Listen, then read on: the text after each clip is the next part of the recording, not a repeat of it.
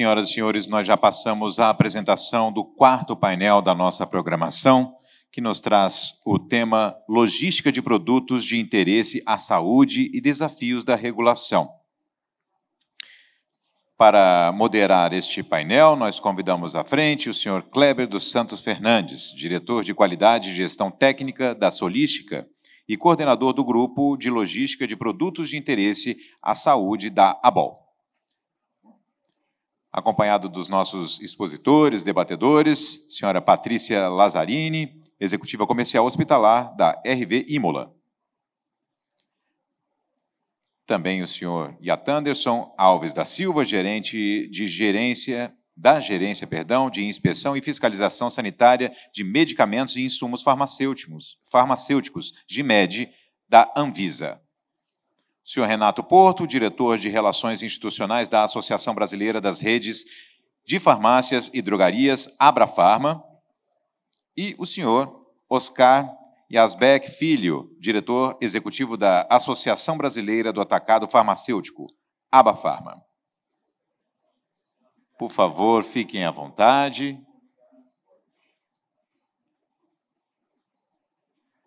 Tem a palavra o moderador deste nosso quarto painel, o senhor Kleber Fernandes. Olá, boa tarde a todos. Satisfação, em conseguir reunir aqui esse time, representando praticamente toda a cadeia de produtos de interesse à saúde. Eu sou Kleber Fernandes, responsável de qualidade, regulatórios e gestão técnica do Grupo Solística. E o objetivo desse painel, a gente tem que agradecer muito a Marcela, ao Djalma, pelo espaço, a iniciativa da ABOL. E eu vou contar um pouquinho dessa trajetória, para a gente conseguir chegar nesse nível de maturidade de discussão que a gente quer ter aqui. E contando um pouquinho sobre a Solística. A Solística hoje é um operador logístico com presença em 7 países.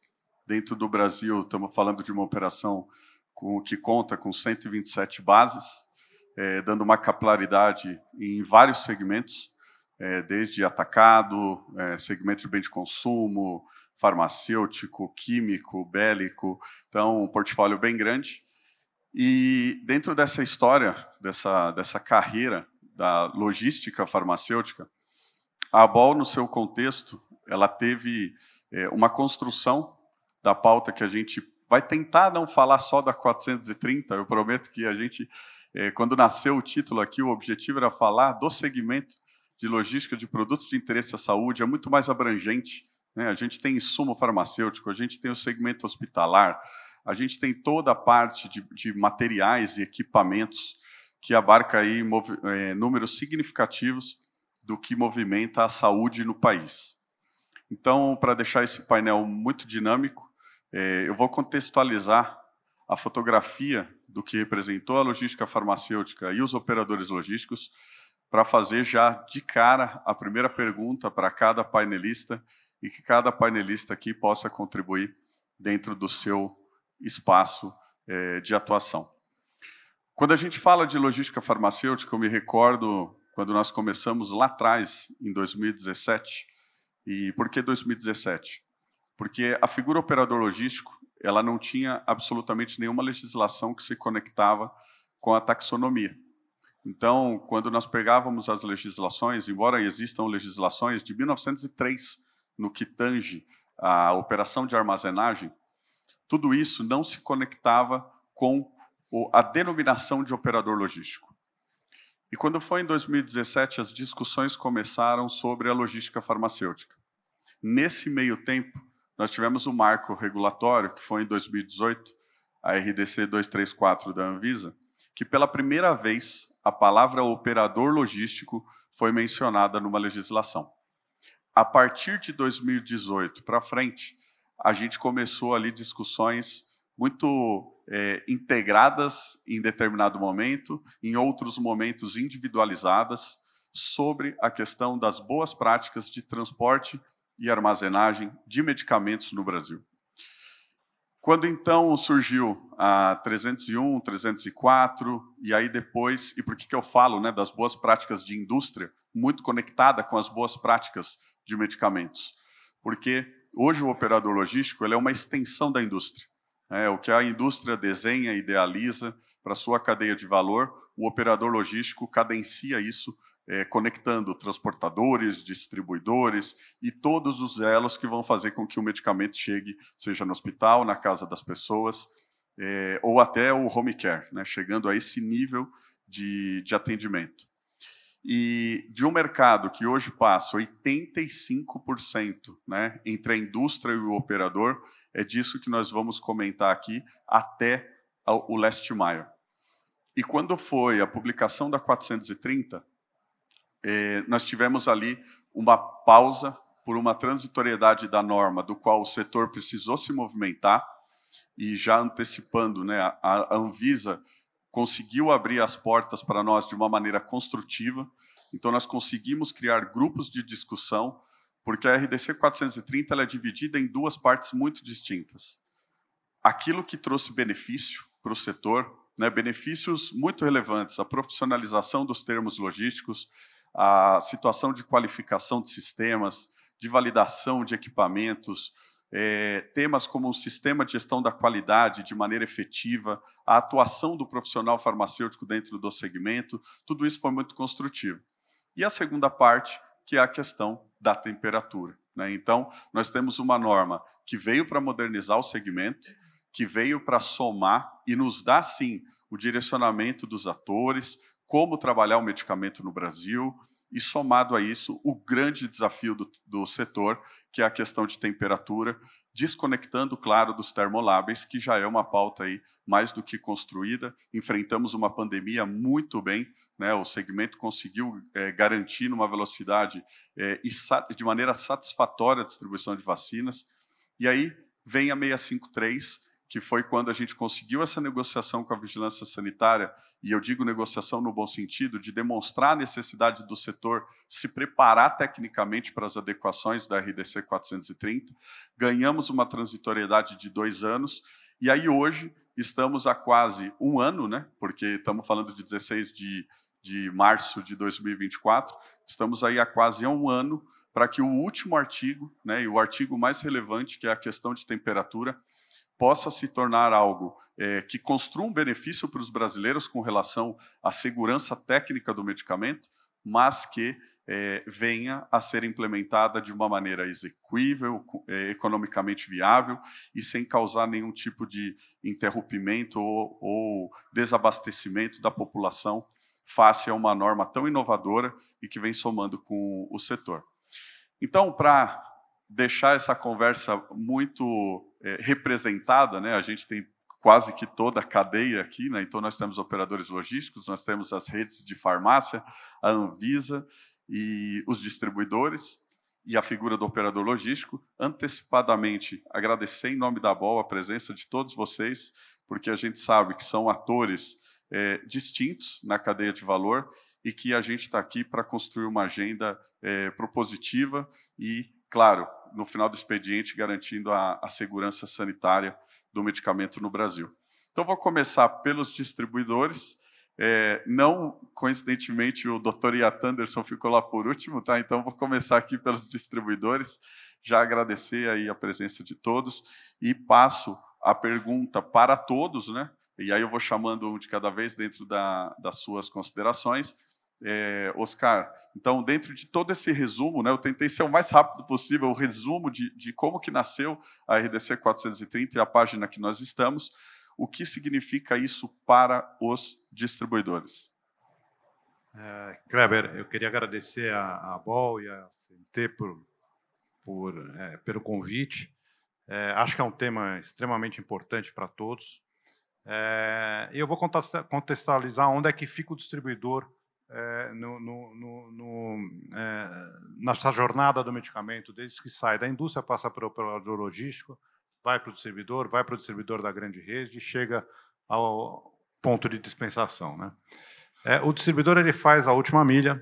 Hoje a gente atende 81 mil farmácias, com um lead time máximo de 16 horas. Então, todos os dias a farmácia faz os seus pedidos até as 22 horas e a gente entrega no dia seguinte para as 81 mil farmácias. A gente está presente em quase 100% dos municípios do país.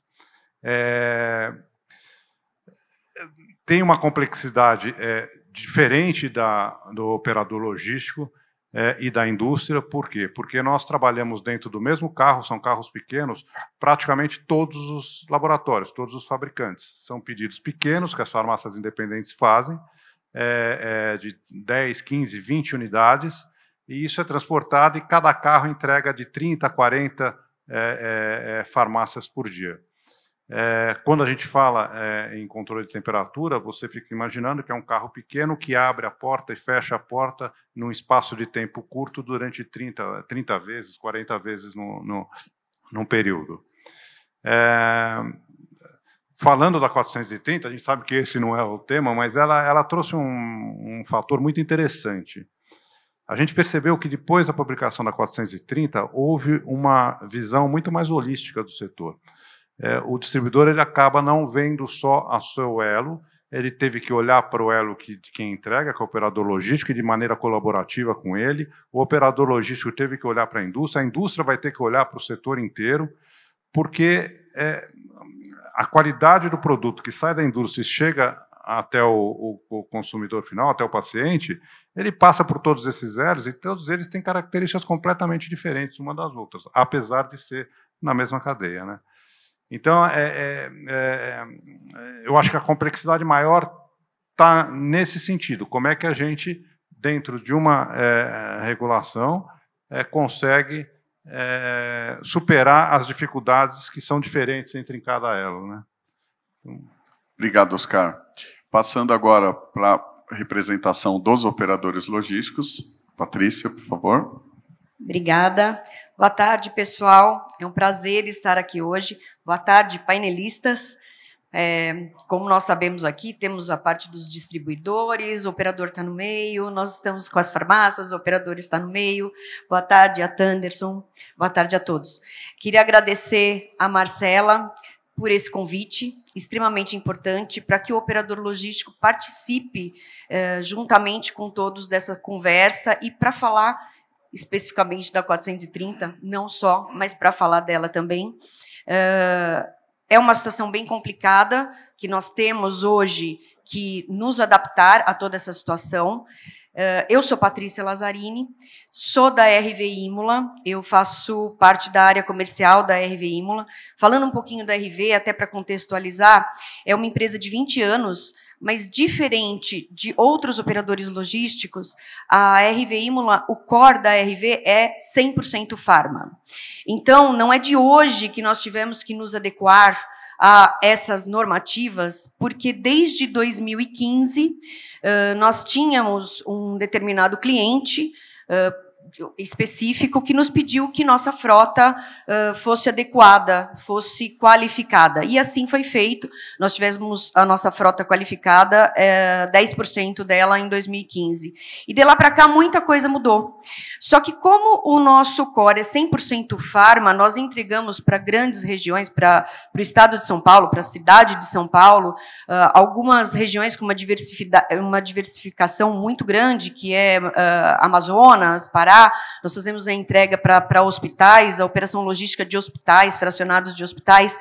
Falando um pouco disso, isso foi exigido da parte do operador, nós, como operador logístico, que tivéssemos uma adequação de toda a nossa estrutura. Então, foi uma mudança de paradigma que veio de 2015 até hoje, porque as mudanças continuam acontecendo, não param por aí. Mas, quando eu falo, por exemplo, de hospital, onde eu tenho todas as certificações, sejam elas de ONA, de Joint Commission, que estão dentro do hospital, e eu tenho essas certificações, e os operadores logísticos, eles são auditados em conjunto com o hospital, quando eles fazem parte da cadeia, nós tivemos que ter todas essas regulamentações corretamente realizadas dentro da nossa empresa. Então, o que eu posso dizer é que hoje, nossa frota ela é 100% qualificada, mas por causa da especificidade da nossa empresa. Como diz o nosso presidente Roberto Vilela, nós entregamos esperança, não medicamentos, mas entregamos a esperança. Então, eu acredito que é uma dor, nós estamos aqui para discutir essa dor, de como chegar nela. Nós temos hoje com a 653, nós temos hoje essa bola bastante com a indústria. Eu acho que é uma conversa que tem que ser falada entre todos os pontos, acho muito importante, mas é uma dor que ela é difícil, mas que temos que ter o consenso entre todos nós de chegar lá. Obrigado, Patrícia. Doutor Renato. Bom, primeiro, boa tarde a todos. Muito obrigado pelo convite, a Bol, pessoa da Marcela, Djalma, um prazer conhecê-lo.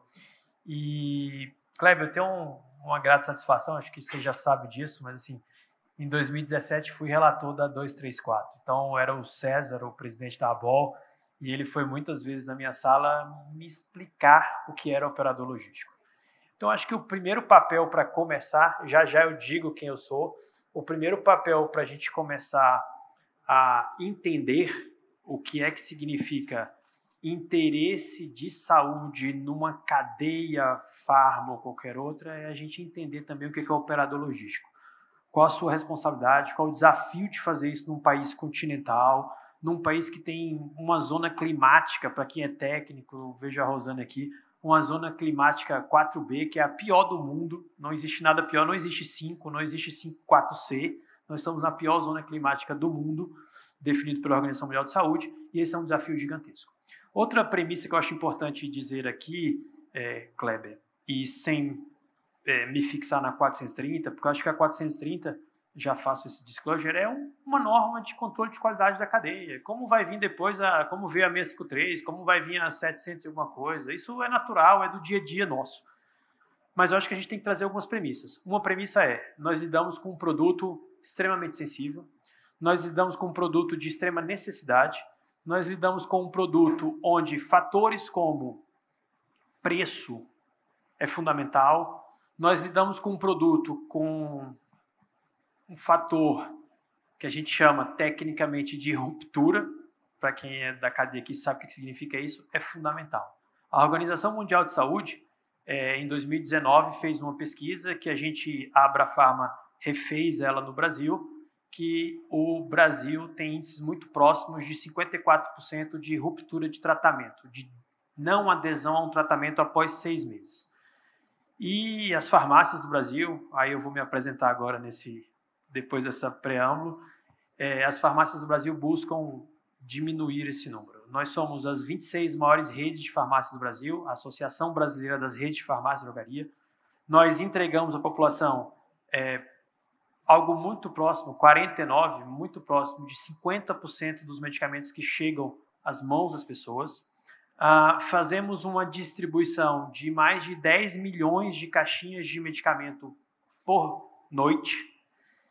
Tivemos, isso não é uma faculdade, eu diria que com os meus 3 anos da Abrafarma, você sabe disso, eu fui diretor da Anvisa antes, mas esses meus 3 anos de Abrafarma, eu entendo que isso foi uma obrigação, ter a sua própria distribuição para chegar a níveis de ruptura de estoque na casa de 5%.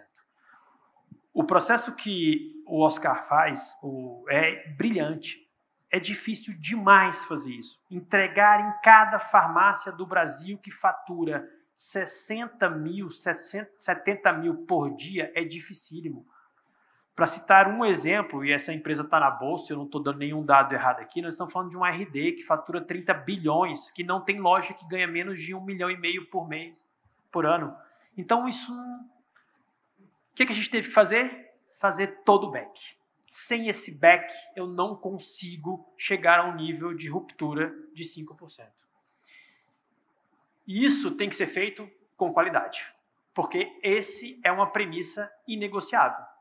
O medicamento não pode ser entregue na mão de ninguém amassado. A sociedade não aceita isso. Para entrar numa rede tem que ser 6 meses de prazo de validade. A nossa cadeia, hoje, extremamente elevada nos últimos anos, é o que fez, gente, eu dou essa introdução e vou parar por aqui, eu estou contando meu tempo ali. Eu comprava um produto, dou esse exemplo, eu comprava um produto na Suíça, em países frios, Bepantol Lipstick. Brasília é seco, então tem época do ano que você tem que passar aquele negocinho na boca, é que você racha. E eu cheguei uma vez para a Regina, que era regulatório da Bayer, e falei para ela, pô, Sacanagem, eu tenho que ir na Europa, eu já descobri qual que é o estoque de uma farmácia na Suíça. Na Holanda, na Suíça, Dinamarca, os países que eu visitava. Sabe qual que é o estoque lá? 3 produtos. Sabe por quê? Porque eu chegava lá e falava assim, eu quero todos os Bepantóis e Lipstick que tinha, 3. Aí no outro dia de manhã eu descia do hotel, passava lá, 3. 3. Eu trazia uns 20 de lá. Bom, sabe por que o Bepantol Lipstick está no Brasil hoje? Porque a nossa cadeia é boa e que a Bayer mudou o produto. Senão ele derrete. Como é que você vai levar o Bepantol Lipstick para Brasília seco a 40 graus? Não vai, só tinha o creme, aquele líquidozinho. Vocês vão lembrar disso, vocês estão na farmácia. Então isso, gente, é para dizer que essa cadeia é inegociável, o desafio é gigantesco, a gente tem que cumprir as regras que a Anvisa nos determina, só que ao mesmo tempo a Anvisa, e eu estou aqui com o meu colega Anderson, precisa entender essa cadeia inteira. Não é fácil. E o mal maior disso é não ter o produto. É o paciente chegar numa farmácia, não ter o produto, e sabe qual que é o primeiro item para ele abandonar o tratamento? Não é segundo a Abrafarma, não. A gente só replicou esse estudo aqui para a Organização Mundial de Saúde. Sabe qual que é o primeiro item? Oscar sabe, Ivan sabe, Rosana sabe, Polacol, que está aqui, presidente do Conselho Regional de Farmácia de São Paulo, também sabe. Primeiro item, ruptura. Não ter o produto na farmácia. Ele abandona e não volta, gente. Não volta. Vai ter que ir no médico de novo. E quiçá se ele vai no médico no próximo ano, no próximo mês. Ele pode ir depois. Então, Kleber, eu acho que essa cadeia não é a 430, a 430 a gente fala daqui a pouco, é interesse para a saúde, com premissas de saúde e num desafio de um país do tamanho do Brasil. Porque o produto precisa chegar à qualidade. Isso é inegociável. Excelente, obrigado, doutor Renato. Doutor Anderson, mais uma vez, agradecer a sua presença, representando a agência e as suas considerações. Bom, para os que ainda não me conhecem, Anderson, tenho um pouco de experiência com vigilância, estou na Anvisa desde o concurso, né, desde 2005, são quase 18 anos. Acabei de completar aí um estudo sobre estabilidade de produtos na minha tese de doutorado e hoje eu tenho a felicidade de estar respondendo a gerência de inspeção e fiscalização de medicamentos e insumos também pela Anvisa. Eu fico muito grato pelo convite e, de fato, eu preciso externar essa gratitude porque esses ambientes de exposição às diferentes experiências, né, do setor regulado são as experiências que a gente não consegue na academia. A gente só tem o crescimento quando a gente tem um debate com quem é próprio da função e quem faz a entrega dos medicamentos, insumos ou os outros no mercado são os operadores logísticos, são os distribuidores, os fabricantes e, com certeza, também os dispensadores, as farmácias e drogarias que também estão representadas aqui. A contextualização de vocês do histórico ela foi extremamente importante e válida para começar esse bate-papo. E eu passei uma boa parte dessa noite fazendo um resgate de algumas publicações que foram feitas em jornais para dizer qual é o desafio de um regulador.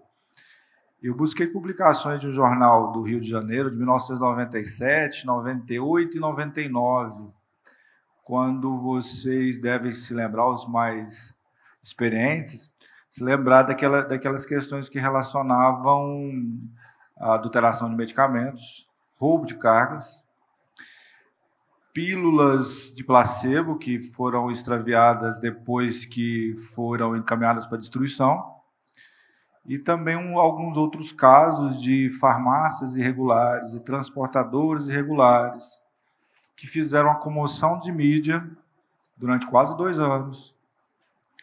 Aconteceu uma CPI de medicamentos, aconteceu uma reformulação de todo o Sistema Nacional de Vigilância Sanitária e a publicação pela Lei 9782 da Anvisa para regular esse sistema no Brasil. Então, de 99 para cá, a gente tem quase 25 anos de Anvisa, aproximadamente 25 anos de Anvisa, e em janeiro deve fazer mais outro ano, e nós compusemos a agência com uma série de especialistas que pudessem se autocapacitar, capacitar por dentro da Anvisa, com os seus programas de capacitação, mas esse momento de debate com o setor regulado, ele é o momento que a gente mais cresce, né? Essas contextualizações são importantes porque a primeira vez, não é 2017, não é 2015, não é 2000 nem no ano dos anos 2000. A primeira regulação sobre transportador e farmácias e drogarias em âmbito federal aconteceu em 1999. Antes, todos esses operadores, essas empresas, eles eram de responsabilidade do município e do estado, que licenciavam eles e não havia um controle.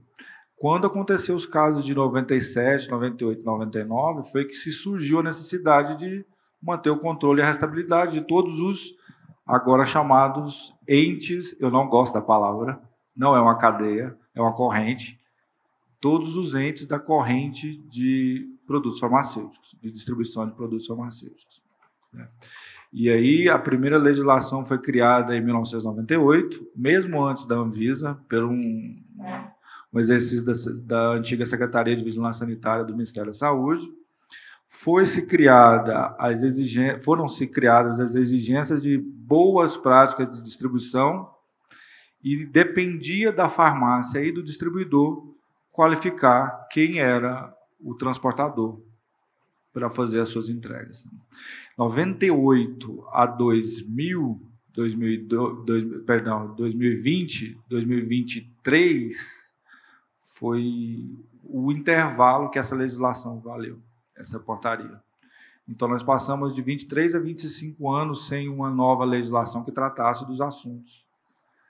E o operador logístico ele surgiu não somente nesse ambiente. Eu participei dos debates para autorização de funcionamento também dessas empresas com essas características. A autorização de funcionamento, que a gente tinha uma legislação que era de 98, que dizia da responsabilidade de quem mantinha e tinha posse do produto, mas que havia um novo ramo de negócio que tinha um espaço que era ocupado e a gente precisava regular. Bom, essa contextualização um pouquinho anterior a de vocês, mas não significa que eu seja mais experiente. Eu só fiz uma pesquisa de um tempo que eu estava na faculdade, né? Em 98 eu ainda estava na faculdade, para poder trazer um pouco mais anteriormente quais são os motivos de regular. A Anvisa regula uma boa parte dos casos quando ela percebe que o mercado não se regula. Se o mercado não se regula, o poder do Estado de fazer a balança entre os interesses da população e os interesses do mercado são executados pela Anvisa. Justo? Bom.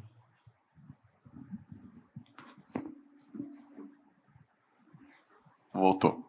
Obrigado, doutor Yatan Anderson. E aí, dentro dessa linha de raciocínio, né, nessa primeira rodada aqui, a gente quis contextualizar como é que está a cadeia, né, e como é que está esse processo. Eu vou desafiar agora um outro tema para a gente debater aqui. Quando a 430 ela foi publicada, né, no primeiro momento foi todo mundo saiu fazendo os cálculos, né, do que seria fechar essa cadeia de frio, transformar o medicamento seco praticamente numa cadeia igual a do termolábio, e vários temas foram sendo priorizados na questão da temperatura. Passado a transitoriedade da 653 do primeiro ano, nós chegamos a resultados que estão sendo compartilhados, né? Porque agora qual é a obrigatoriedade legal nesse momento, né? De operadores, transportadores, distribuidores? Todos devem conhecer o seu mapeamento térmico, né? O seu perfil térmico. E dentro desse perfil térmico, o setor obteve resultados que anteriormente não se tinha tanta propriedade. Ao ponto, né, recentemente estivemos lá com a USP Farmacopeia, já discutindo a pauta de MKT novamente, né, trazer a média cinética para uma interpretação de como trabalhar a análise de risco. A análise de risco ela foi um novo flanco da RDC 430, que apareceu na RDC 653, com a inclusão de 3 parágrafos que fizeram o caminho que a 430 estava construindo de ser uma norma temerária com relação à temperatura, né, a preocupação com interrupção, desabastecimento, até a própria falta de disponibilidade de tecnologia para fechar principalmente a última milha, a interpretação de cross-docking, né, que não podendo ser traduzida, né, foi vinculado a um termo de armazenagem em trânsito. Tudo isso causou ali muita ansiedade nos players e as fiscalizações também começaram a acontecer. E aí, quando nós atravessamos a transitoriedade desse primeiro ano da 653, muitos estudos foram gerados.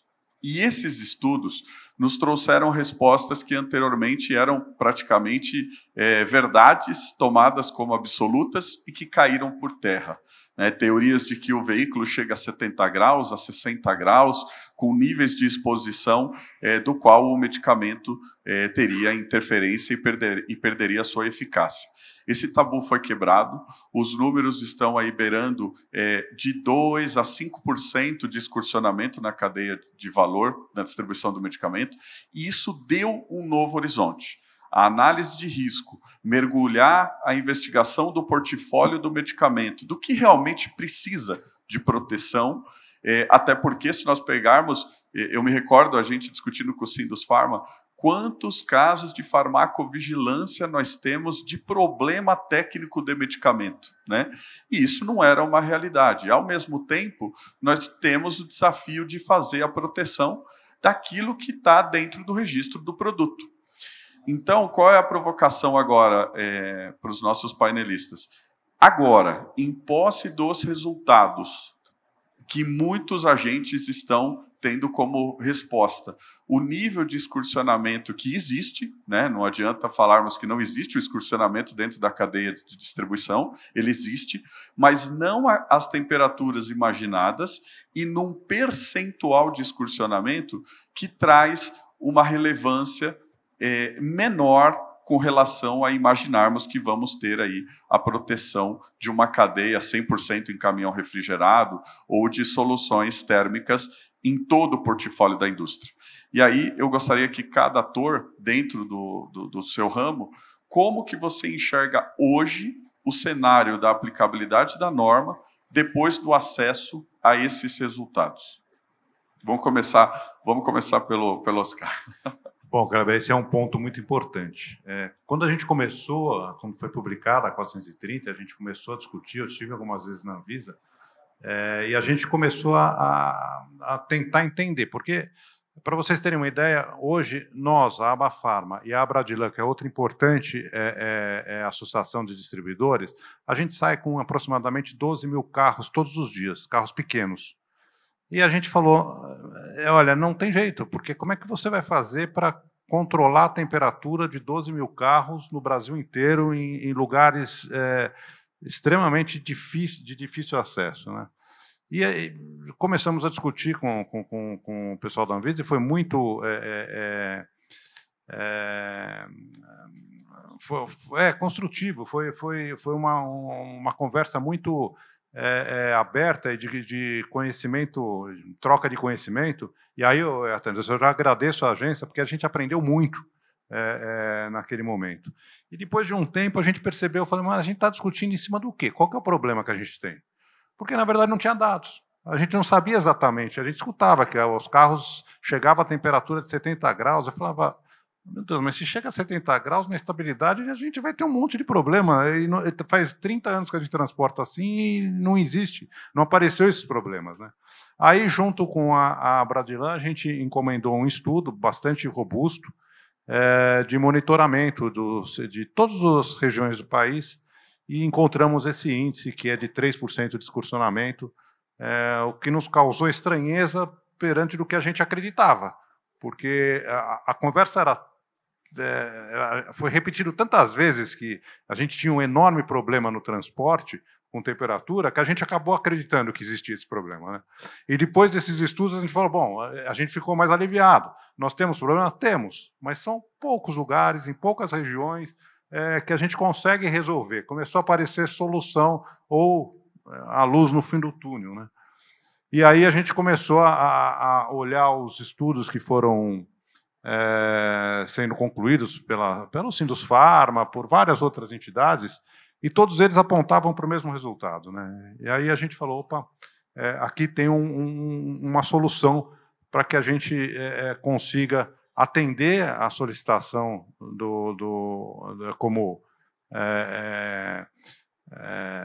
setor regulado, atender a solicitação do órgão regulador e garantir que o medicamento chegue com qualidade a todos os pacientes, né? Então, essa foi a primeira surpresa positiva, né? E aí a gente começou a buscar soluções, e estamos buscando soluções até agora. Não é fácil, a gente abordou um monte de tentativas que a gente fez, de tentar fazer com que esses medicamentos, essas regiões onde tem um pouco de excursão de temperatura, elas abaixassem essa temperatura, mas na última milha realmente é a parte mais difícil. Pelas características de você abrir, você imagina no lugar que você está entregando uma temperatura de 33 graus, por mais que a temperatura do carro esteja controlada, toda vez que você abrir o carro pequeno para descarregar na farmácia, e você abre rapidamente, tira a carga, coloca e fecha, e aí, por alguns outros motivos, você não pode ficar parado, nos lugares que a gente entrega, você não pode ficar parado mais de 2 minutos na frente da farmácia. Então, você vai voltar, você não tem mais nada dentro do carro. Então, você entrega muito rápido, passa para outra farmácia do lado, entrega muito rápido, mas nessas aberturas, a gente percebia que as excursões eram justamente quando você abria e fechava. Quando o carro estava circulando, não tinha essa excursão. Então, a gente está buscando agora soluções para que esse problema seja resolvido, e descobrimos que não é em todos os lugares, são pouquíssimos lugares que a gente vai ter que buscar essa solução. E agora a gente já está em fase de estabelecimento de protocolo de um novo estudo, muito mais amplo, agora com a participação da Abrafarma também, provavelmente. Então, a gente convidou várias associações para participar, porque a gente quer ter agora uma leitura muito mais ampla de todas as regiões do país, para que a gente possa dar a solução ideal sem tirar acesso da população por aumento de custo ou a gente escutou de algumas indústrias olha, de repente esse produto eu não posso mais trazer aqui para o país. Foi o que o Dr. Renato comentou do Bepantol. Não posso distribuir no país porque ele fica fora das condições. Obrigado, Oscar. E só uma pergunta aqui, ping-pong. O prazo está apertado? O prazo está apertado, né? A primeira fase da exigência da legislação, a gente já cumpriu, que fez um monitoramento, e todo mundo está com esse monitoramento na mão. A gente ainda não encontrou a solução para cumprir a segunda parte a partir de 2024. Esse hoje é o nosso maior desafio, né? Obrigado, Oscar. Patrícia? Então, eu acho o seguinte, eu concordo que, realmente, como o Dr. Renato falou, nós temos que garantir a estabilidade do produto ao máximo quando ele chega no paciente, isso é fato. Mas esse estudo que foi feito, onde caracteriza que 3% só nós temos de excursão, é muito importante. Só que quando a gente, como operador logístico, 3%, o que isso vai me gerar, esses 3% de excursão de temperatura? Eu jogo isso muito para o meu cliente, seja ele a indústria, o que a indústria vai falar? O que o laboratório vai me dizer com relação a esse excursionamento? Eu vou ter o ressarcimento desse valor? Eu vou ter que pagar esse valor? Isso quando eu falo de indústria. Agora, quando eu falo de por exemplo, um atendimento a um home care, um atendimento a um hospital, eu não posso falar nem de 3% de excursão de temperatura. Então, o que eu falo uma das soluções que nós demos, por exemplo, nos nossos carros, foi nós criamos, dentro da nossa empresa, uma qualificação feita pelos nossos colaboradores. Então, de 2015 a 2018, nós, além de estarmos fazendo toda a qualificação através de terceiros, nós investimos, obviamente, em tecnologia, investimos em treinamentos, investimos em workshops, e nós qualificamos os nossos colaboradores para estarem qualificando os nossos carros. Então, hoje, de 100% da minha frota, 20% dela a gente tem nas três temperaturas, a gente consegue ter essa qualificação. Então, o que eu vejo existe essa possibilidade de excursão, sim, mas eu acho que o operador logístico, dentro das suas possibilidades, tem que chegar no máximo possível de condições de estar entregando esse medicamento de uma forma estável para o seu paciente, para o seu hospital, para o seu cliente em geral. E, Patrícia, um ping-pong com você também. A análise de risco, a partir do momento que isso for de domínio da indústria, né? Porque a indústria realmente vai ter que abrir uma pauta que, durante um período, nós, como atores logísticos, não tínhamos acesso. Né? Os atores logísticos não sabiam até que ponto a estabilidade de um produto. Nós sempre respeitamos o modelo de contratação que foi feito. O frete é seco, ele vai ser transportado seco, como é hoje em todo o cenário nacional. Hoje nós só temos duas modalidades, o termolábio, que já vem com a sua proteção, ou o frete que é contratado seco ou refrigerado. Exato. E a análise de risco, para nós, você acredita que com esse documento em posse, e por mais que o portfólio seja grande, porque nós temos vários embarcadores, a conexão da análise de risco com a indústria, com a análise de risco do operador, que também vai ter que se posicionar numa fiscalização, isso faz sentido? Faz, total. Isso, aliás, é a parte mais importante da cadeia. Tem que ter uma sinergia entre essas análises de risco. Até porque o excursionamento vai existir, e aí é a forma da gente tratar. O que pode ser tratado e o que não pode. Porque Exatamente. O que não pode, vamos ter que partir para a proteção térmica ponta a ponta. E o que tem um nível de aceitação de excursionamento, a gente tem que gozar desse benefício para que justamente a cadeia não se torne uma cadeia fechada de controle de temperatura. O que muda muito nisso, e o que é importante no que você está falando, é que o operador logístico estava totalmente fora. E hoje, como ele está dentro dessa cadeia, ele tem que ter um relacionamento muito mais próximo com a indústria nessas questões. E até vou repetir o número que eu já falei, né? Nós estamos falando de um universo de 85% do inventário da indústria passa dentro dos operadores logísticos. Então, é um inventário significativo. Claro que isso depois vai para o distribuidor, vai para a rede de drogaria, vai para os hospitais. O transportador está em praticamente todos esses elos de conexão, então é um inventário representativo. Doutor Renato? Bom, eu acho que você pegou um pouco da minha conexão, que eu ia fazer tanto do Oscar quanto da Patrícia. O excursionamento ele vai acontecer. E eu acho que o que há de mais importante nos últimos anos desse processo que a Anvisa vem trabalhando, não é só para controle de temperatura ou controle da cadeia, é de uma assunção de que é importante todos nós conhecermos o que é controle de risco. Essa cadeia ela é fechada, é muito mais fácil você controlar uma cadeia fechada, então, portanto, eu sei quem fabrica, eu sei quem distribui, eu sei quem vende. Ótimo. Antigamente, no histórico, isso parecia ser suficiente. Dá uma autorização para cada um desses e está tudo certo.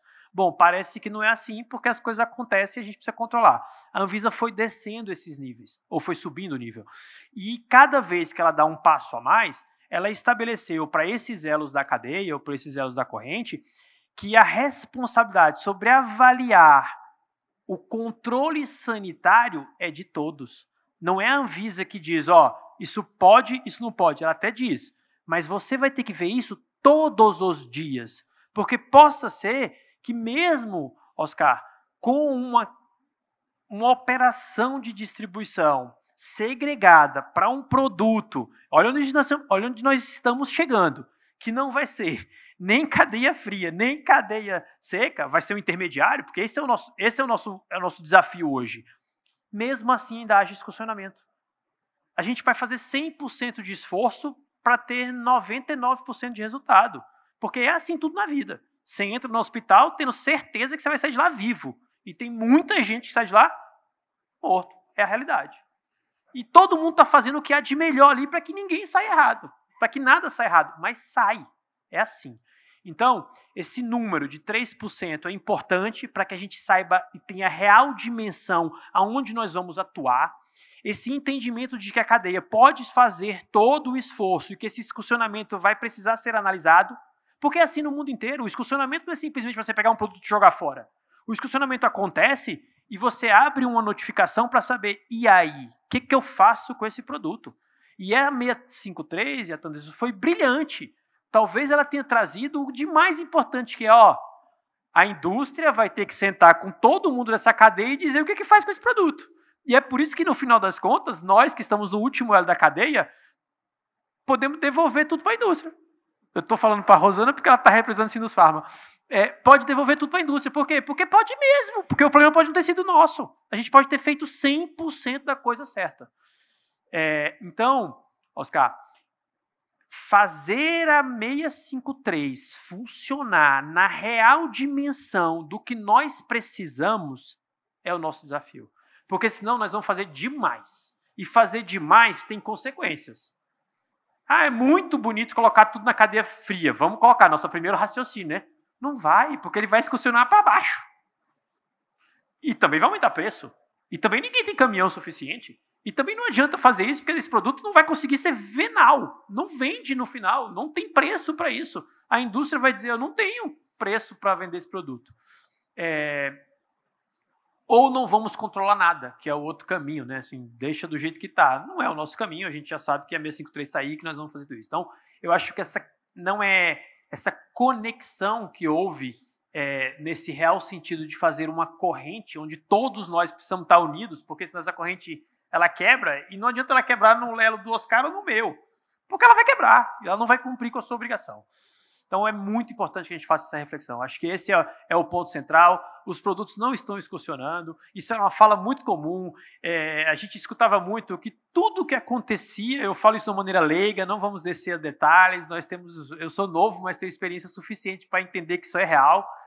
Tudo que acontecia na cadeia farma, Polacol, era problema da distribuição ou do varejo. Não tinha problema em lugar nenhum mais. Ninguém errava. O problema é que foi que armazenou errado, o problema foi que transportou errado, é porque as farmácias do Brasil não têm ar-condicionado, é porque não é assim.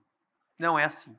Então, esse estabelecimento dessa real responsabilidade de cada um nesse elo, eu acho que foi o que há de mais importante. A gente não vai precisar de tudo climatizado, 3% é muito pouco, o excursionamento vai acontecer, a gente vai diagnosticar, a gente vai dar uma solução para isso, e se o produto tiver que ir para incineração, que vá. Nós fazemos isso muito. As nossas redes são toneladas que vão. E não é só por causa do funcionamento, é porque o produto amassou, é porque o produto perdeu a validade por algum acontecimento. Então, Kleber, eu acho que esse é o nosso desafio diário. A gente vai dar conta de fazer isso, mas eu não posso colocar um produto não venal numa prateleira, ao mesmo tempo que eu também não posso colocar um produto que não tenha qualidade de eficácia e segurança comprovada. E, Renato, também vou fazer um ping-pong contigo. Nessa linha da reintegração de estoque, o que a gente percebeu na própria 430, né? Porque a questão de temperatura ela tomou um protagonismo tão grande que a gente, às vezes, acaba não discutindo as pautas positivas da 430. Né? E uma das pautas positivas da 430 foi a possibilidade de reintegração de estoque. Antigamente, os laboratórios praticamente batiam uma devolução, era tudo incineração. Né? E até o roubo. Né? Eu lembro que o Oscar foi um grande defensor dessa pauta. Poxa, mas hoje a gente tem tecnologia de rastreio de veículo que possa recuperar uma carga. Até o roubo, desde que, com uma análise de risco sobre supervisão do responsável técnico e analisando as condições do produto, existe já na norma, não só na norma, mas complementado pelo perguntas e respostas, a possibilidade de reintegração de estoque. Quando a gente faz essa soma de análise de risco, já fugindo um pouquinho da temperatura, né? Porque a temperatura vai conectar com a análise de risco para todas as suas defesas. Mas a reintegração de estoque, hoje, no varejo, você percebe que ela melhorou, ela vem acontecendo. Por que eu pergunto isso? Porque hoje a indústria, tomada de decisão da incineração, e o Brasil incinera muito medicamento bom é incinerado. Você acredita que essa posição da reintegração de estoque, somado à senioridade que está se abrindo a porta para análise de risco, conectado com a indústria que tem o registro do produto, isso é uma tendência para a gente, de repente, diminuir custo em uma das linhas da operação? Boa pergunta, e eu não sou rede, né? Eu sou Abrafarma, mas eu acho que isso é uma boa pergunta para a rede, com certeza, porque nós temos a segunda e a terceira etapa, vamos dizer assim, a parte da distribuição e do varejo. Isso acontece, para a gente acontece muito pouco, então a nossa estrutura consegue dar conta de muito dessa dessa venda? Eu acho que sim. Eu acho que esse é um caminho para que a gente evite, por exemplo, jogar um produto extremamente caro no lixo. O medicamento não foi feito para não ser entregue à população. É uma indústria que tem um custo muito elevado, é uma indústria que a própria incineração tem um custo de... O painel anterior foi ESG, então assim, ninguém quer fazer um medicamento, uma indústria, vamos dizer, de antibiótico, uma química suja assim, a gente pode falar isso, não está em qualquer lugar do mundo, é difícil ter uma fábrica dessa, a gente gasta milhões para trazer o produto, no final ele não chegou a quem ele deveria, isso é um absurdo. Então, acho que sim, esse nível de maturidade, como você disse, que a gente vai absorvendo na cadeia ao longo desse processo de avaliação de risco, de compliance, porque isso é a accountability na cadeia farma, gente. A accountability não é jogar o dinheiro onde a gente tem que jogar, é fazer a coisa certa, bem feita, da maneira mais eficiente possível. Então, acho que isso é possível. E um único ponto, Kleber, aproveitando que você me deu, eu falo bastante, né, que eu acho que é importante, que eu anotei e esqueci de comentar na vez passada. A gente está chegando, e eu acho que essa é uma reflexão que a gente também tem que fazer. O maior risco para um medicamento chegar à mão da população brasileira sem qualidade, eficácia e segurança é o controle de temperatura na cadeia? Eu acho que essa pergunta a gente fazer. As pessoas me perguntam até hoje, né? Qual é a diferença de estar no governo e estar do lado de fora, né? O governo tem um problema, ele joga para fora e a gente vai resolver. A gente tem que pensar a solução 3, 4 passos na frente, porque essa responsabilidade é nossa. Então, talvez, quando a gente começa a olhar isso de uma maneira abrangente, a gente vê que esse não é o ponto. Ninguém está negligenciando que isso tem que ser feito. Mas será que o medicamento com qualidade, eficácia e segurança que chega na mão da população brasileira hoje é porque nós, numa cadeia regulamentada, não fizemos isso corretamente? Eu vou dar uma referência para você muito rápida. Nós transportamos Thermolabs. Vamos dar exemplo. Ozempic, Saxenda, para citar um exemplo. Os produtos da Novo Nordisk, né, que é a maior do mundo. É impressionante quando o roubo desse produto acontece. Só para você ter ideia, no ano retrasado, não foi ano passado, uma única rede que está no estado de São Paulo teve de furto mais de 50 milhões de reais. E esse produto é assim, é roubado hoje, dá 2 horas, 6 horas, ele está sendo vendido em um monte de lugar. Esse produto não tem controle de qualidade nenhuma. E é muito, não é pouco. 50 milhões de reais numa única rede do estado de São Paulo. Só no estado de São Paulo. Então, esse é um ponto que a gente precisa pensar também, para a gente pensar amplo. A gente vai fazer tudo o que for possível. Mas eu também acho que a gente tem que impor a outros elos, ou talvez a outra corrente, a responsabilidade de também cumprir tudo que a gente precisa fazer. Obrigado, doutor Renato. E, doutor Yatan Anderson, nessa linha de raciocínio, eu queria que o senhor complementasse, e também, agora, né, em posse do resultado desses dados, como que a agência recebeu, né, isso, porque anteriormente a 430 era tudo muito mais especulativo, né, e como que vocês receberam isso dentro do setor que regula, né, as regras aí do jogo? Antes de responder a sua pergunta, eu preciso fazer algumas considerações importantes. Primeiro, Renato, a gente sente falta desse nível de debate dentro da Anvisa, tá? Essas considerações aqui de como vai estar acontecendo no mercado, os exemplos práticos, a gente precisa fazer isso lá dentro da Anvisa.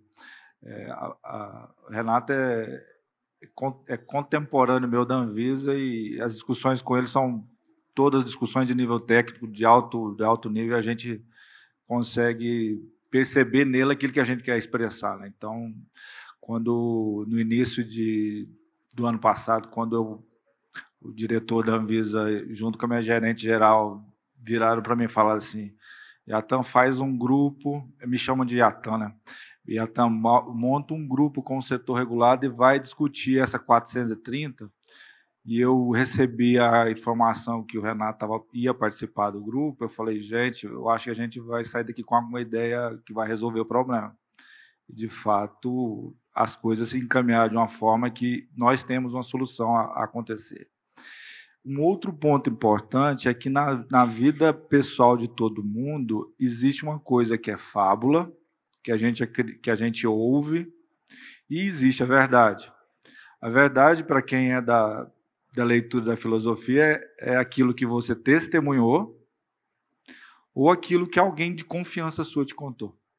Só isso pode ser considerado verdade. Então, quando a gente entra numa discussão onde você cria um paradigma anterior, que é, olha, o Brasil é muito quente e nós vamos nos queimar dentro dos caminhões, a gente precisaria, de verdade, entrar num caminhão, entrar numa almoxarifada e perceber as coisas. Porque o que eu imagino é que isso não aconteça porque os clientes de todas as distribuidoras, os clientes de todas as farmácias vão querer o produto com a melhor qualidade possível. Então, para se manter no mercado, todas as empresas vão se habilitar para trazer o produto com qualidade, né? E eu não me surpreendo de forma alguma quando dados reais, verídicos, fatos sobre o monitoramento demonstram que a quantidade de excursões ou as possibilidades de avaliar são muito menores do que aquele paradigma que a gente pensou antes, né? Nós não queimamos no sol do Brasil, se a gente não quiser, né? Lógico. Se a gente quiser ir para a praia, a gente pode queimar. E, para responder, Kleber, a sua pergunta, é bom a gente se situar.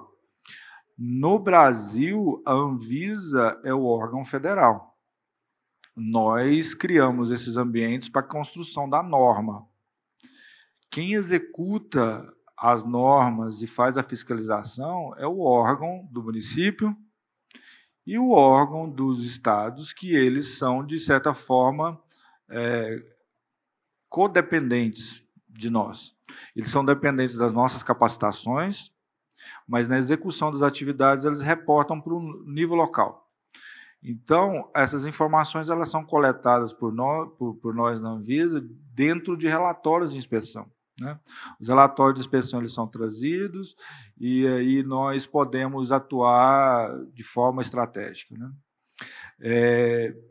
E isso é importante ser relatado. Uma outra coisa que eu preciso muito falar, é que modelos de regulação eles existem diversos, né?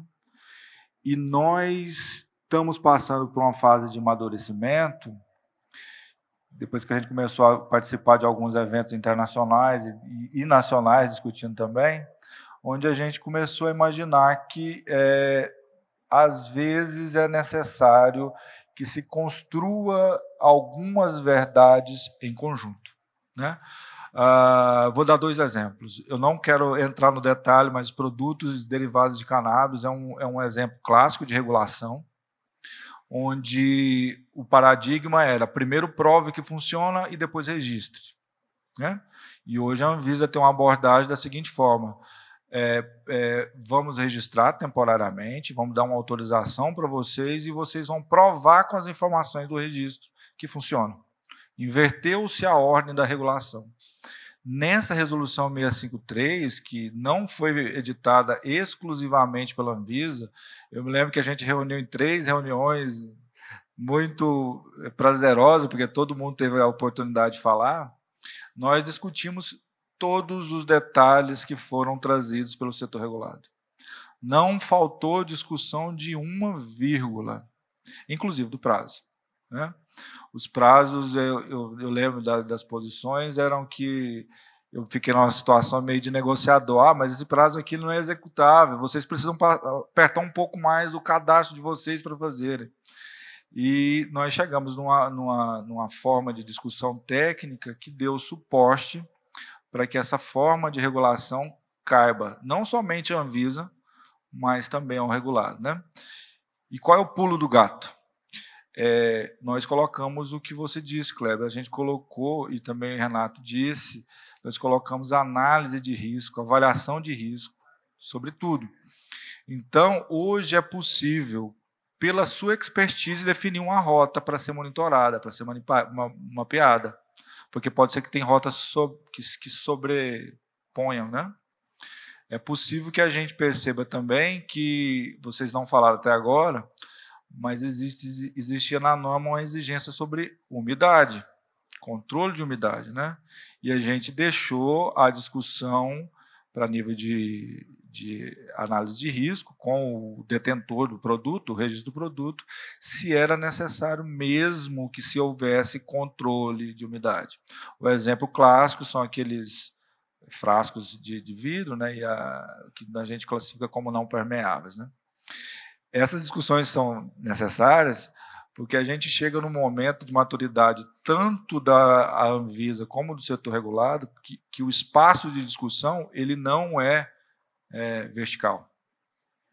Não é Anvisa demandando e o setor regulado obedecendo embaixo. Hoje é um espaço horizontal, que sai em 360 graus, com todos os lados, onde essas construções normativas elas precisam, ao primeiro ponto, trazer qualidade para os produtos, e o segundo ponto, que elas não precisam ser inscritas de uma forma de letra morta. Elas precisam ser executadas. Quem vai executar precisa participar da construção. É justo? Obrigado, doutor Yatanderson. E eu tinha prometido a gente abrir esse painel, 10 minutos para perguntas. Nosso tempo aqui está quase estourando, então eu vou pedir aqui, no máximo, 2 perguntas para a gente abrir para a nossa plateia, assim como o pessoal que está no YouTube pode mandar aqui, o pessoal transmite para mim.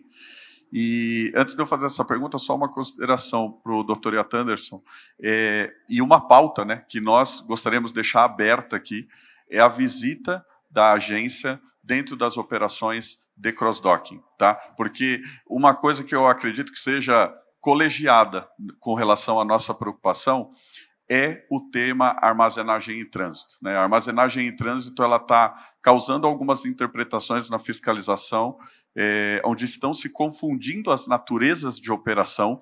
A gente sabe que uma norma, até para a ponta, né, assim como acontece na iniciativa privada, né, a estratégia é desenhada, mas até a capilarização da informação até as pontas não é fácil. E... Na prática, a teoria é outra? Exatamente, exatamente. Acho que está desligado. O termo armazenagem em trânsito já é esquisito, né? É mercadoria em trânsito, né?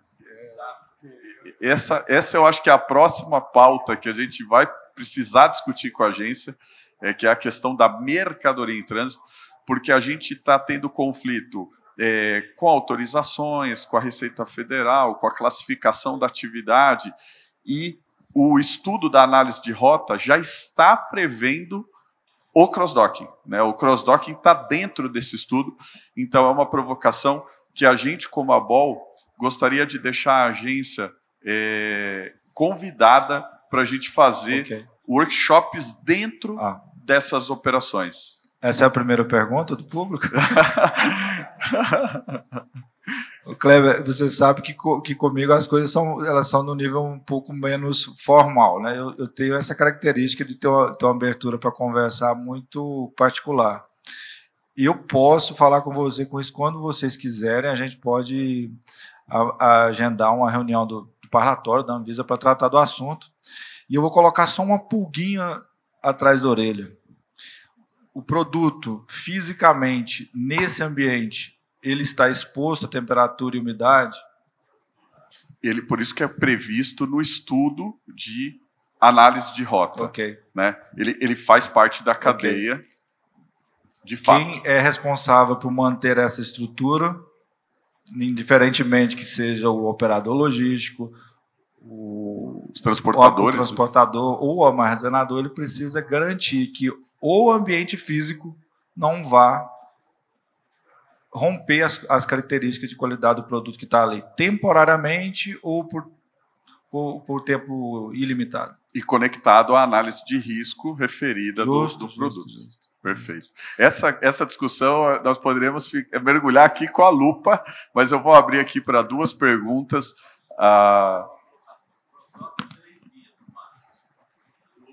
Por determinação. Tá? Não, eu só estou complementando a sua. Não estou falando que o cross-dock da indústria. A terminologia cross-dock surgiu para armazenagem de até 3 dias. Doca-doca. Perfeito. Trânsito, né? Doca-doca. Isso. Da doca que saiu para a doca que foi, ela pode ficar parada 3 dias. Isso, como taxonomia acadêmica, vamos chamar assim. Exatamente. Né? Exatamente. Perfeito. Só para complementar. Mas não, excelente. Aí que mora o perigo. 3 dias, será que passou de 3 dias, vamos abrir uma alta de infração? Essas coisas precisam ser discutidas. Perfeito, com certeza. Vamos então, não sei quem gostaria de fazer alguma pergunta.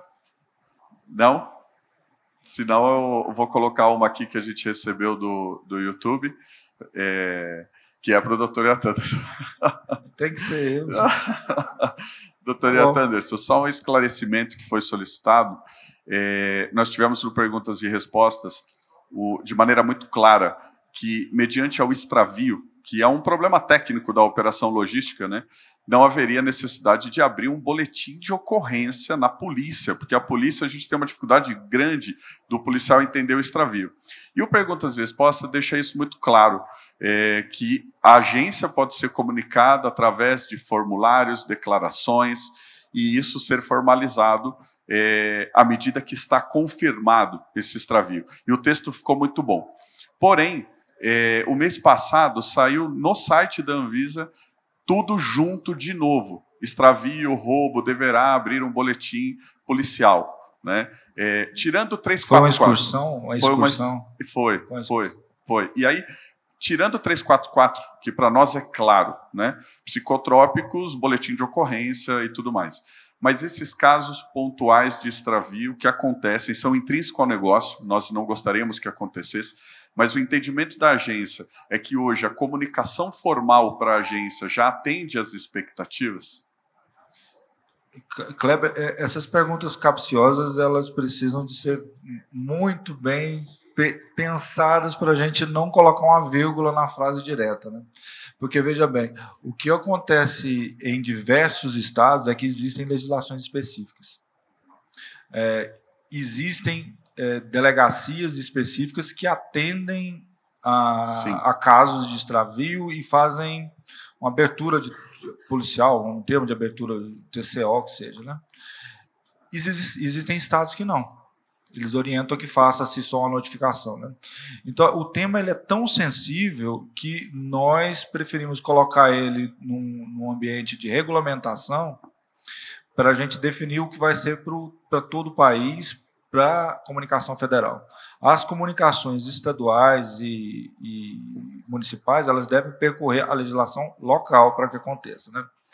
O desvio, a excursão, o 3% da informação do site, eu preciso conferir com os colegas da comunicação da Anvisa, porque essas comunicações elas podem ter saído sem eu, na minha função, ter reconhecido. Né? E a orientação que a gente dá sempre é que, para todos os efeitos de extravio, é que se mantenham todas as documentações que se comprovem que aconteceu um extravio para uma ocasião de alguma fiscalização. Porque se acontecesse vamos dizer, isso não é um surto, né? Mas se acontecesse um caso de, olha, extravio está sendo rotineiro de um determinado produto e esse produto está aparecendo no mercado negro e a gente conseguiu rastrear, é melhor que a empresa ou o distribuidor ou fabricante se precaveja dizendo, olha, eu tive eu notifiquei a situação e está aqui a notificação que eu tive problema, do que ela ser copartícipe da culpa. Porque ela pode ser instada a responder um processo administrativo sanitário se um produto dela for encontrado no mercado negro. Excelente, doutor Atanos. Muito obrigado. Então, vou encerrar o nosso painel, agradecer muito as contribuições, a presença da equipe, né? Então, o doutor Atanos, doutor Renato, doutora Patrícia, Oscar, é uma satisfação. Poderíamos ficar aqui horas discutindo esse tema, então, daí os seus 20 segundos de considerações finais para cada um e qual é a visão de vocês aí para o próximo passo na logística farmacêutica no Brasil. E olha que nós nem falamos da consulta pública 204, né, para atender a 204. É um tema, né, bom. Esse é um tema que dá outro painel, porque nós estamos falando de uma atualização de como trabalhar com insumo farmacêutico no Brasil, e aí acaba abarcando todo o setor, assim como a 430, específica para medicamentos. Então, puder começar, doutora Anderson, para encerrar? Perfeito. Kleber, o convite, ele precisa vir mais convites para mais eventos iguais a esse, tá? Eu incito vocês a se organizarem de uma certa forma para que a gente participe mais, porque pela Anvisa, pela agenda que a gente tem, tá faltando espaço para a gente organizar eventos, né? Toda vez que puderem nos convidar para participar, eu vou assinar embaixo para participar com todas essas tratativas. A minha palavra do meio, antes de ser a final, é a seguinte: nós estamos num momento que a gente está revisando diversas normas. Nós vamos tratar da norma de comércio, e-commerce. Renato é participante dessa discussão e a gente estava no bastidor já trocando alguma figurinha. Nós vamos fazer a revisão da norma de manipulação. Então, a gente vai tratar da norma de farmácia de manipulação, que é a 67, né? Nós vamos tratar da norma, que é uma norma muito sensível, que é de propaganda e publicidade de medicamentos, que é uma das mais antigas da Anvisa, e que, numa das publicações que eu tive aí na felicidade do meu doutorado, a gente tem poucas publicações relativas à publicidade e propaganda dos últimos 15 anos. E nós vamos fazer isso tudo com a participação da maior quantidade de pessoas do setor regulado possível. Então, para 204, que é de fracionamento, boas práticas de fracionamento, a gente já fez um primeiro contato para trazer quem quiser participar da discussão. A gente vai ter 3 ambientes de discussão da mesma forma. Nós estamos participando agora da avaliação de impacto regulatório e, em breve, eu acredito que em 15 para 30 dias, a gente já vai começar a fazer as discussões aprofundadas sobre o tema. Em nome da minha gerência de medicamentos, em nome da Anvisa, a gente se coloca à disposição para qualquer outra tratativa e vamos fazer tudo juntos, né? Excelente. Muito obrigado, doutor Anderson. Doutor Renato? Kleber, primeiro, muito obrigado mais uma vez pelo convite. A gente sempre está à disposição. A minha palavra quase final é que a gente vai fazer tudo o que for possível e impossível para levar caixinhas de medicamento com qualidade, eficácia e segurança para a população, que essas 10 milhões de caixinhas por noite se transformem em 20, porque ainda tem muita gente não atendida no Brasil, ainda falta medicamento no Brasil. E minha última fala a gente vai fazer muito em breve, estamos só esperando fechar um contrato com o local do evento, então vocês vão ser convidados, mas já deixo aqui um save the date, provavelmente dia 30 de maio, aqui em Brasília, um evento grande, especial, o que é que o varejo transformou a vida das pessoas nos últimos anos. Então, a gente vai fazer aqui em Brasília, então, Marcela, sinta-se também já formalmente convidada, de muita honra, para a gente trocar essa experiência. E medicamento, caixinhas, tem que chegar com qualidade, a gente faz isso todo dia, faz muito bem feito, eu acho que é esse também outro ponto. O Brasil tem um mercado farma muito bem feito. E às vezes a gente fica tentando evoluir, ótimo, mas tem problemas muito mais adiante. Acho que comércio eletrônico é um bem mais complexo que a gente vai tratar nos próximos dias. Obrigado, Kleber, obrigado, Marcela e todos da BOL pelo convite. Obrigado, doutor Renato. Doutora Patrícia, por gentileza. Bom, queria agradecer a todos novamente e dizer que é um prazer estar aqui com todos vocês, com toda essa discussão rica que nós tivemos dentro do painel. E queria dizer que a percepção que eu tenho diante de tudo que foi discutido é a seguinte: pós a RDC 430, nós tivemos 2 grandes pontos. Obviamente que, falando do setor regulatório, né, não temos nem o que dizer, que é o maior ponto que podemos levar em consideração. Mas existem outros 2 pontos muito importantes, que são o fator da ligação entre os elos que não existiam. Antes disso, muitos dos pontos da cadeia não se falavam e houve uma obrigatoriedade em todos se conversarem. Isso foi muito importante. Foi um dos pontos mais importantes pós a norma. E o segundo ponto são todos os estudos que se fizeram e que estão se fazendo, onde hoje nós temos números, nós nos embasamos em números que talvez nós não tínhamos e por isso ficávamos na suposição. Então, mais que regulação, também temos esses 2 pontos importantíssimos. E, mais uma vez, obrigada pela participação. Obrigado, doutora Patrícia. Oscar? Bom, queria agradecer a BOL mais uma vez pelo convite. A gente aprende muito sempre nesses debates. Agradecer a Anvisa, em nome do Iatantos, por essa abertura.